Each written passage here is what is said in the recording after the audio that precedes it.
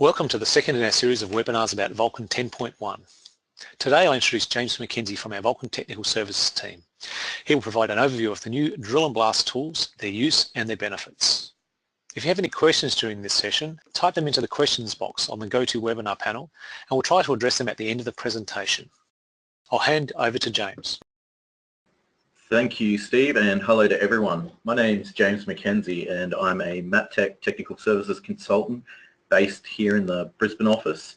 Today I'd just like to show you some of the new drill and blast features that we've recently released with Vulcan 10.1. Now, when we were looking at what tools to provide to improve the drill and blast module, we wanted to concentrate on 4 key pillars or elements. So the first one we looked at is improved speed in design. So we wanted to give the clients or you guys the ability to design or come up with your blast designs quicker and easier so you can iterate through your designs, coming up with the design that works exactly for you. The second thing we wanted to concentrate on is greater flexibility within the drill and blast module. So having the ability to merge blasts, split blast by polygons, etc., etc. The third thing we wanted to concentrate on is more accurate design. So being able to place your holes exactly where you want them to be with the confidence that your designs are going to match your site requirements. And the fourth thing we wanted to concentrate on is ease of editing. So once you've come up with your blast hole and your blast designs, being able to edit and manipulate them much quicker. So we'll jump in live now. Come here to the start page. Those of you who haven't used Vulcan 10 before wouldn't have seen this page yet. So this was the new workbench come out in Vulcan 10. It's been improved for 10.1 again. So we've got the Maptek news so you can keep on top of our latest product news, etc. And in 10.1 there's also the ability to launch Eureka as a tab from the workbench. So we'll jump into Envisage. For this demonstration I'm going to use a typical open pit strip mine as the database, and the first option I want to show you is create holes to a free face. So this is concentrating on that speed of design. So if we zoom in here, I've got my blast polygon that I want to design holes inside of, and you'll notice that rather than the traditional rectangular polygon that we're used to that creates the holes off the high wall face here, etc., and having to manually shift the holes back inside the inside of bund that would have been picked up from a survey. I've created this polygon to follow the inside of the bund. Now this create holes to a free face option will change the row shape to start at the inside of the bund, placing the holes exactly on the inside of the bund and transitioning it back to a straight row to marry in with what your design wall shape wants to be. Now before I use that tool, we'll just jump into the specification that I've got for it that I prepared earlier, and you can see here in this row details box I've actually created several rows. So in this case I'm telling the create holes to free face that row 1, which will be at the back, I want to be a straight 7 by 9, just follow that straight line. Same with row 2, 3, 4, 5, and from row 6 to the face it will transition from that straight row to this crooked one. This functionality has been available for a while, by the way, so you know, using this row details, you can ski jump as you head out to the face row for your standoffs, etc. And I guess theoretically you could have a separate burden and spacing for every single row of your blast. So we'll cancel that and come to the create holes from a free face. So like all our blast designs, it asks you for your specification. We'll give it a name. Whoops, free face blast 1. Okay, and it's telling me here that because in the specification I've stipulated that there's several rows, it's asking which row details I want to provide to the remaining rows that it'll create. So it doesn't really matter because they're all exactly the same. So I'll hit yes, give it a blast name.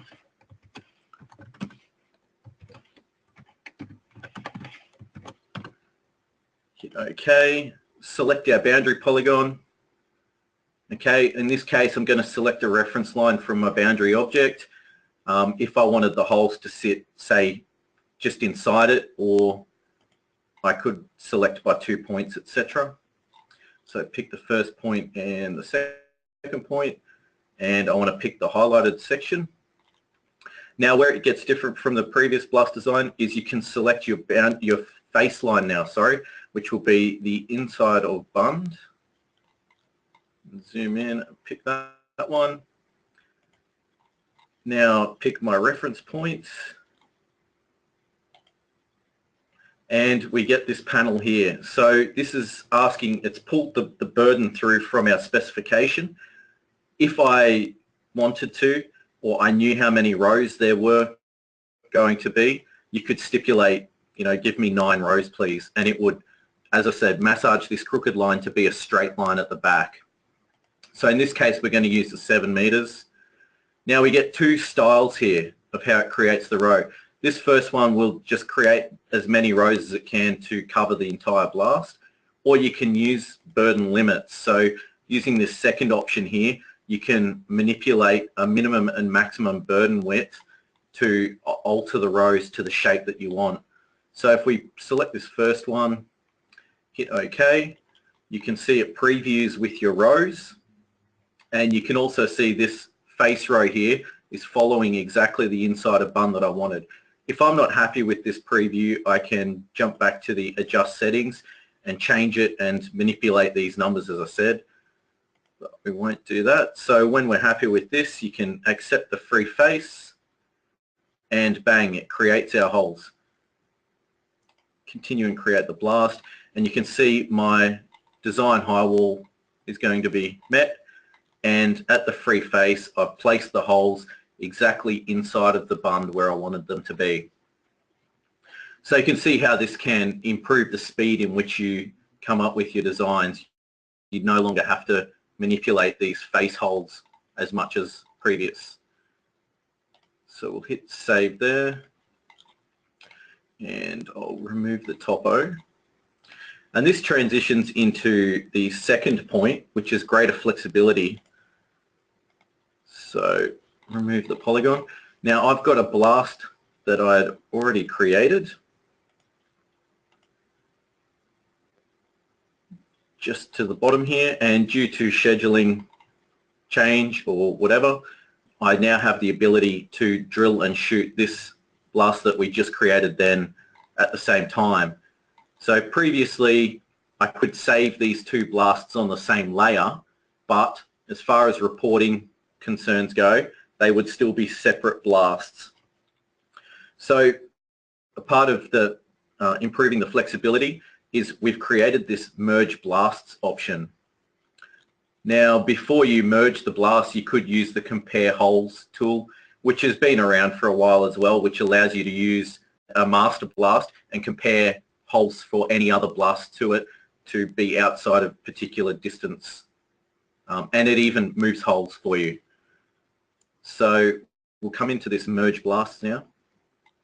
So it asks me to select a master blast. Now the master blast will be the one that maintains its name. So if we pick that blast, and then I'll select my second blast that I've just created that we want to match. And you can see here we get a couple of options. So we can align by row, which is what we're going to do in this particular case, or you can align by echelon if you wanted to. With the row matching, you can run the automatic matching or manual matching. I'd suggest running the automatic matching first and see how that works out. Move that out of the way. We can come in and have a look. You can see it's pretty steady along there, except at the face here, it's dropping the H row and marrying the I row with the H row of the second blast. So that's not what we want. So we'll come back in to merge blasts. And this time I want to select manually. And it's as simple as picking row to row. So we'll work our way out towards the face.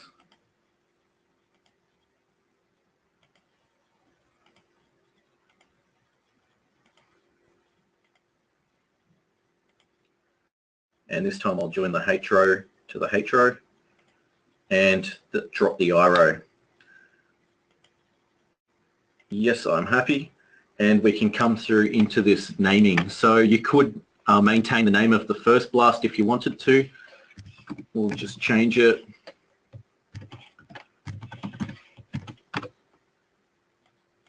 And change the layer as well.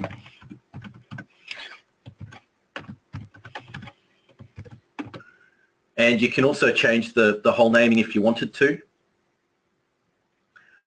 So if I select OK there, it starts the merging process. So whilst that's chugging away, I'll just point everyone to the feedback or the questions panel on the webinar there. I'd be keen to get any feedback or hear if anyone's been using these new tools since 10.1 was released. And also, we've got a bit of a drive on at the minute with the Drill and Blast module for improving further. So I'd be keen to get any feedback at all around things that you'd like to see. Now, you can also send that feedback through the support channels using the regular either phone line or email. We have the developers working on the Drill and Blast team tool, come from Sydney or based in Sydney, so I'm in pretty close contact with them. So if you come through me for any improvements, we can get the ball rolling hopefully and make it happen. Okay, that's just about done. All right, and there we go. You can see that it's merged those blasts. So if I hit save, and they've collapsed down to the one blast, and if I hover over it with the toolbars, the tooltip, sorry, you'll see that the name has changed to merge blast, and it's all one. So hopefully that is going to help people. I'll just remove that blast and load up another blast that I have to move on to the third point, which is more accurate designs. So I've got a blast here which is typical overburden shot, and we've got vertical holes and then angled holes along a free face at the front to try to get the toe. Now if I load out a face triangulation here, I've cut the topo down to just where the free face is. Now traditionally, to measure where your toe or where the minimum burden is on these face holes, you had three options. So you could run the offset to face option and manipulate that in a spreadsheet to get what you're after. You could highlight the holes and apply a primitive to them to your stipulated minimum burden to your face, and then see where those barrels of the triangulations were poking out through the topo. Or you could cut sections through it and physically measure from the hole out to the triangulation to work out what your minimum burdens were. This new option we've created is called the minimum burden adjustment tool, and it is fantastic if you ask me. So if we select that, pick the blast that we're interested in and a face triangulation that we're interested in, you can see that it renders that triangulation straight away, as well as launching this panel. So I'll just shift that down and resize this. Now the beauty of this is you could have this panel floating on a separate screen so that you have all of the envisage available to you. I'll just change the effects there. Okay, so you can see here that the triangulation's coloured differently. To have a look at what that is, if I come into the settings button, I can toggle on and off what is visible in the tabular view at the bottom of this panel. But down here we've got a design burden to the face. So I've stipulated 7 meters again, and then a 1 meter variance. So the triangulation will be green if the distance from the hole to the face is between 6 and 8 meters. It will be red if the distance is less than 6 meters, and it will be blue if the distance is greater than 8 meters. Now you can make these any color you want. You can have that minimum burden, whatever you require or whatever your site requirements are.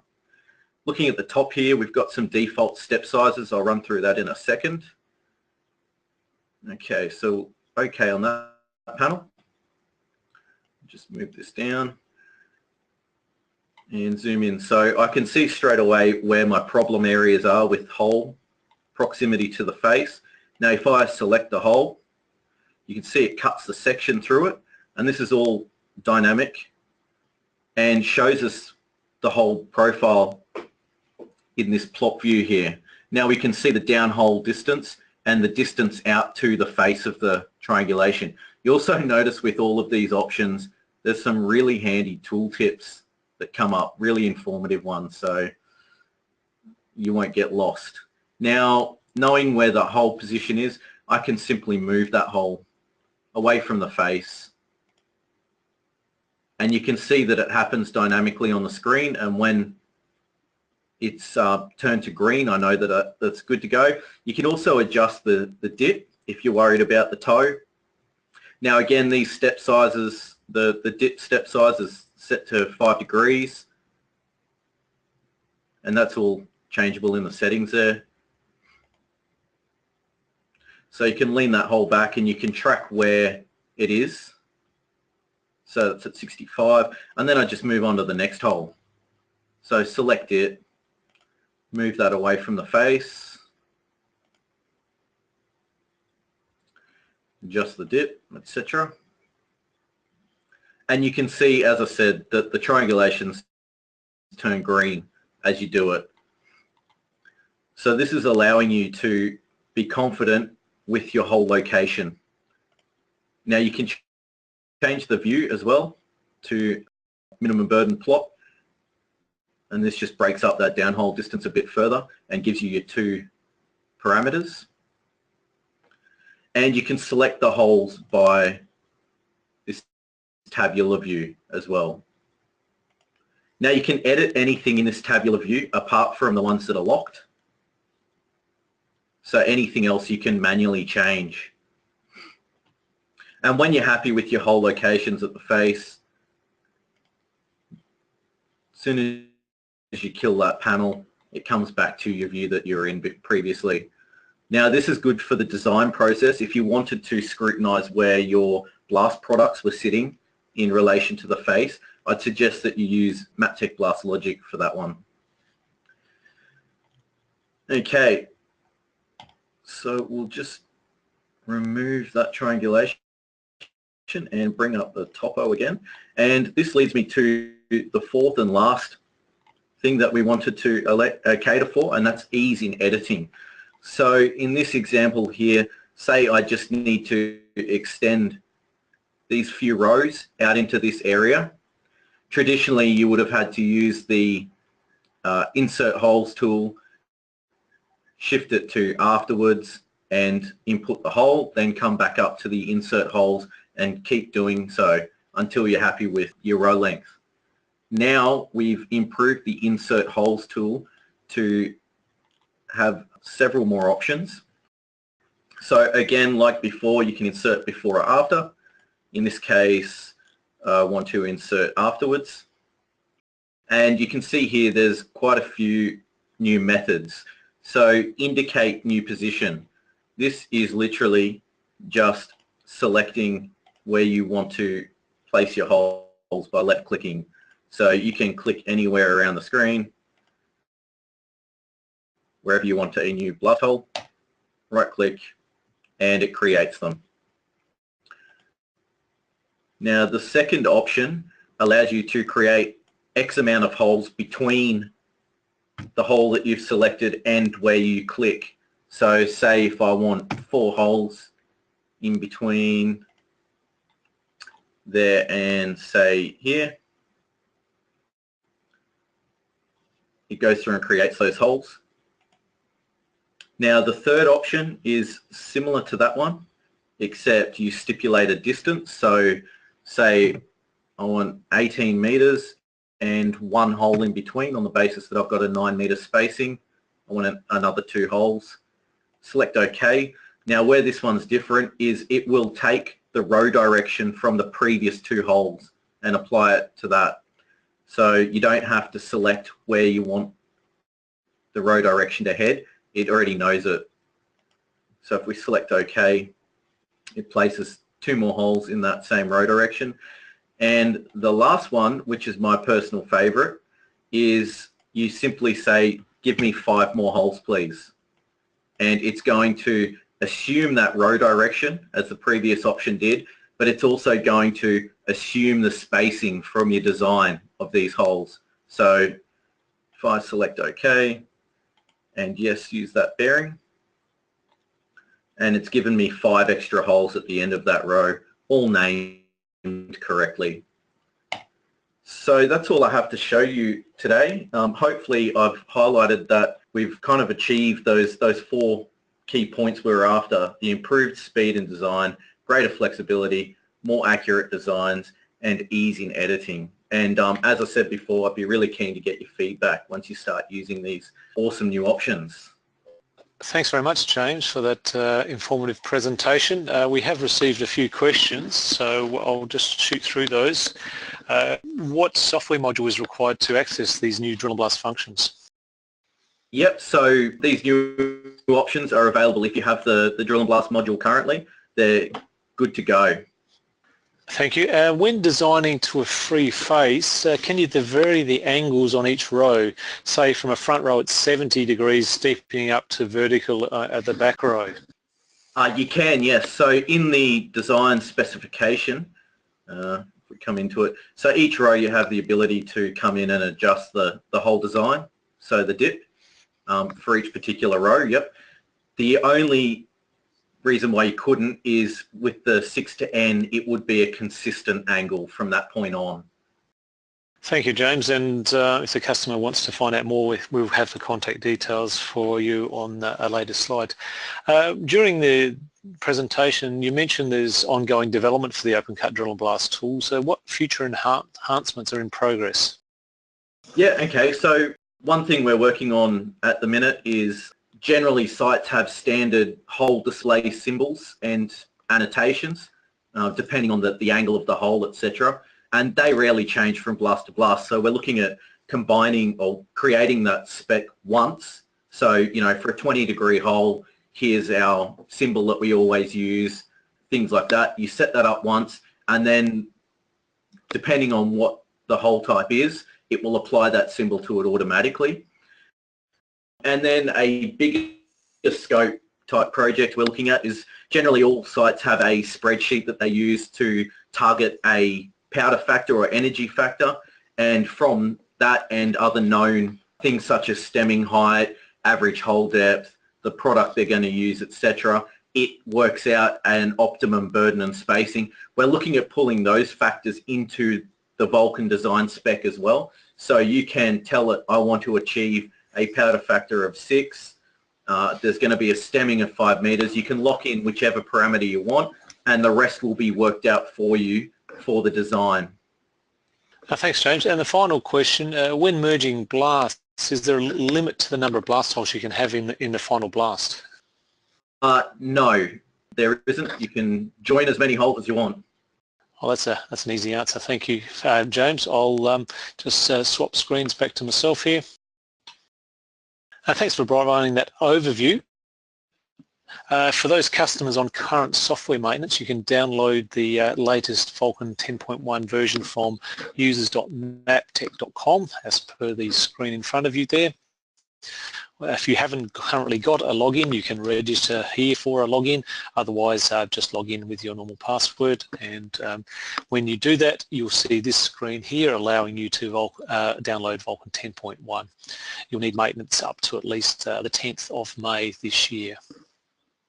Of course, once you have downloaded it, if you have any questions about Vulcan, either through the installation or the use of that, or if you're looking for a trial version or a demonstration, or more information about any of the Vulcan 10.1 products, contact your local Maptek office. Here in Australia, we have a general email address which will get to our entire sales and tech services team at support@maptek.com.au.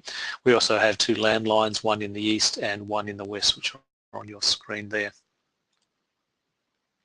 For those that missed this webinar, or those that have colleagues who missed this webinar, or those that just want to see it again, you can go to maptek.com/videos.webinars.html, and you'll find this recording will be on there in probably early next week.